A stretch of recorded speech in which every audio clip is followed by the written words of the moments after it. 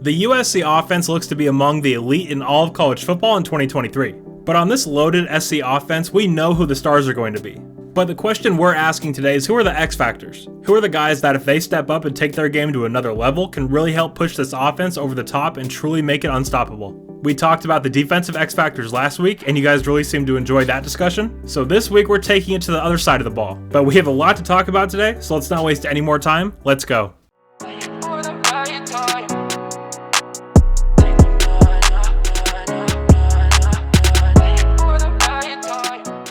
What's up guys, my name is G Greens and thank you so much for stopping by the channel today. Now before we get into it, I do want to give a major shout out to SeatGeek for sponsoring this video. SeatGeek is a ticketing service that takes tickets from all over the web and puts them into one very easy to find place. They even grade every single ticket on a scale of 1 to 10 so you know if you're getting a fair deal or not. And guys, with college football season right around the corner, there isn't a better time to buy tickets. And make sure you use my promo code GGreens for $20 off your first order. That's with 3 E's and 3 S's. So again, thank you so much SeatGeek for sponsoring today's video. Alright guys, so let's get into this here. Now on the offensive side of the ball, there are truly so many guys to choose from, but I am only talking about 4 today, so please let me know who your offensive X factors are down below. And if you see a comment you agree with, also give it a thumbs up. I'd love to be able to keep track of this and see where your guys' heads are at. But let's get started here. First up, I want to talk about Brendan Rice. Brendan is someone who came to SC with a ton of potential, and we saw that in small bursts during last year's regular season, but in between those bursts, we saw inconsistency and a failure to stay on the same page with USC quarterback Caleb Williams. And then the Utah and Tulane games happened. I feel like we saw Brendan truly put it all together and become an elite #1 wideout we all knew he could be. I mean, he was unguardable in those 2 games. He was making contested catches, he was getting a ton of yards after the catch. I mean, he was a completely different player those last 2 games.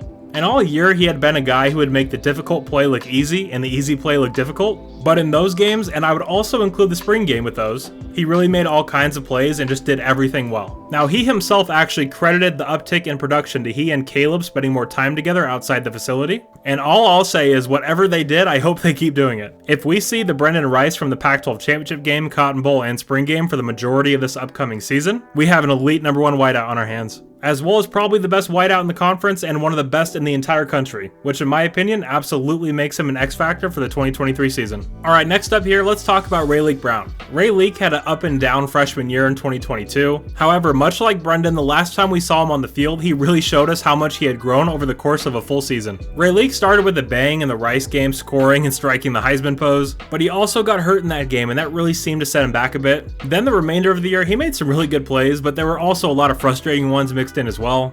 But what was Rayshawn's biggest problem last year? It was running horizontally instead of running vertically. But when you watch the Cotton Bowl, he really seemed to understand that he needs to plant his foot in the ground and just get upfield. Because his speed is good enough to outrun most defenders, he doesn't need to make 4 guys miss to be productive. And you really saw that in that game. He looked as explosive as any player we had on our roster last year. Now heading into 2023, he is actually making the transition from a running back to more of a Percy Harvin, Tavon Austin role. He will line up in the backfield occasionally. He'll be in the slot as well. He'll take jet sweeps and catch screens. I'm sure Lincoln will have 100 genius ways to get the ball in his hands, no doubt about that. But I feel like getting him out in space more is 100% the right move here. While he is dangerous as a traditional running back, I feel like his skill set is much better utilized as a general offensive weapon. I mean, that's just going to add another variable and another thing opposing defenses have to worry about. If we see some steady improvement from Rayshawn and he's able to stay healthy, the sky's the limit for him. Can't wait to see what he can do this year.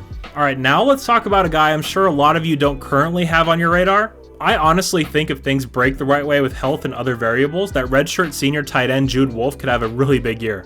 I have always loved Jude's game from both a blocking and pass catching sense. I hate how things have gone for him so far in his career. He's had a real tough go of it with injuries and underutilization in the Graham Harrell offense. But I think there's a chance that this is the year where everything comes together and Jude is finally able to produce and be a mainstay in the Trojan offense. I think he's the most natural fit at that H-back spot that we have on the roster. He can really do everything that's required from that spot, and he's a plus blocker as well. Which, as you guys know, if you're going to be playing H-back for Lincoln Riley, you better be able to block your ass off, and Jude can do just that. And he's also a very smooth and natural receiver as well. And guys, as much as I think Jude's emergence as a big-time player would help this team, this is one I'm just rooting for because of how much Jude has been through during his time at SC. I'm definitely pulling for him, and I can't wait to see how he contributes this year. And finally, let's wrap it up here with an offensive lineman. If you guys have watched this channel for a good amount of time, you'll know that I think Elijah Page is going to be a future All-American and a future pro. But after his performance in the spring game and extremely high praise from his coaches, I'm completely sold on the fact that Elijah could see meaningful snaps at some point this year, and maybe even finish the year as the starter. Guys, throw his recruiting rankings out the window. This kid is so far advanced for his age, both mentally and on the field with his play. While he can be a mauler in the run game, and man can he be a mauler, but what impresses me most is his skill level. I know skill isn't a word we often associate with offensive linemen, but trust me, there is a lot of skill to it, and Elijah is as skillful a freshman as there is in the country. Offensive line is the most difficult spot to play as a true freshman in college football,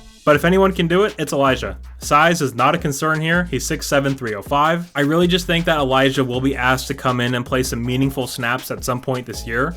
When that is, I don't know, but I do believe that when that time comes, he'll make it impossible for the coaching staff to pull him out. Now look for him to get some run early in the year against San Jose State, Nevada, and Stanford, and if he impresses, which I'm sure he will, he'll be pressing for more and more playing time. Can't wait to see how things go for Elijah this year. Alright guys, so those are my 4 X factors for the offensive side of the ball. Again, I would love to hear from you and see where you guys are at with this. So please make sure to let me know your X factors down below. But guys, that will do it for me today. If you did happen to enjoy this video, please do leave a like and subscribe to the channel if you haven't already. And if you do want to help support the channel in an even bigger way, you can do so over on my Patreon for only $1 a month. Thank you so much for being here today. You're all awesome, and as always, take care and fight on.